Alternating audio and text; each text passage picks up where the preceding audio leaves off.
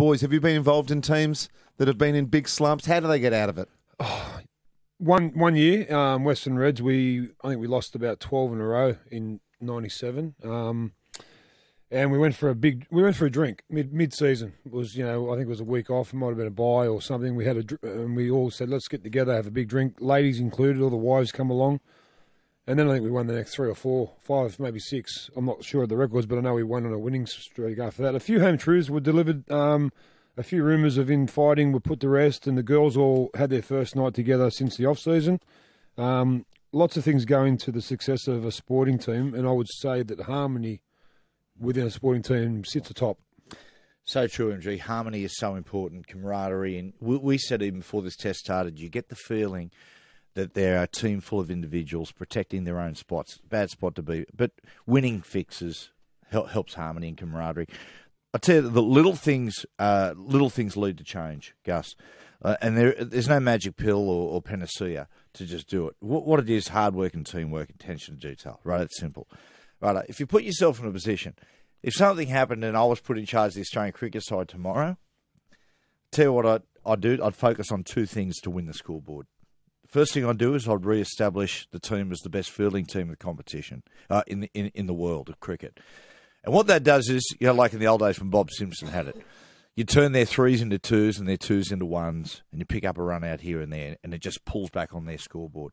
And secondly, I'd be the best team in the world at running between wickets, turn our 1s into 2s, our 2s into 3s, and so forth. Because at the moment, the side for me they've got to focus on an individual getting a big score. It's all about flair. We need to re-establish ourselves from when we used to watch the West Indies play and go, how do we beat the West Indies?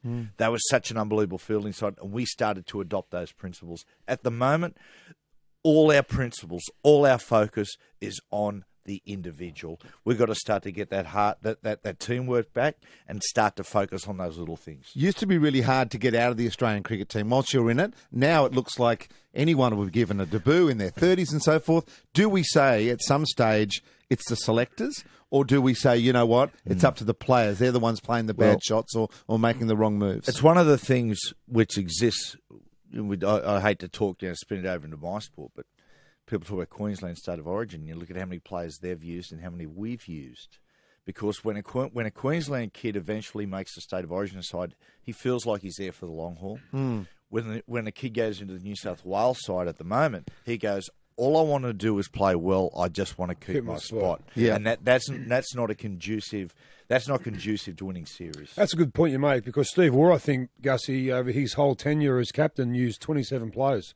Steve Smith, over the last 18 months, used 25. Because, all these blokes can play. So it's hard for the team to gel too when there's so many blokes coming and going, right? And the thing about it is, as you know, all these blokes can play. They can play. It's not as if it's the early 80s where we're really struggling. The team's been torn apart by World Series cricket. And we're struggling. Mate, these blokes can play cricket. They're talented. We've just got the wrong focus. How much onus do we put on 2020 cricket for our demise? How much do we... I think a lot of people were saying to me yesterday, we're still 2020. Watch the shots that they play. No one wants to go and face 150 balls for 10 runs anymore. That's it, Gus. Isn't it funny? Yeah.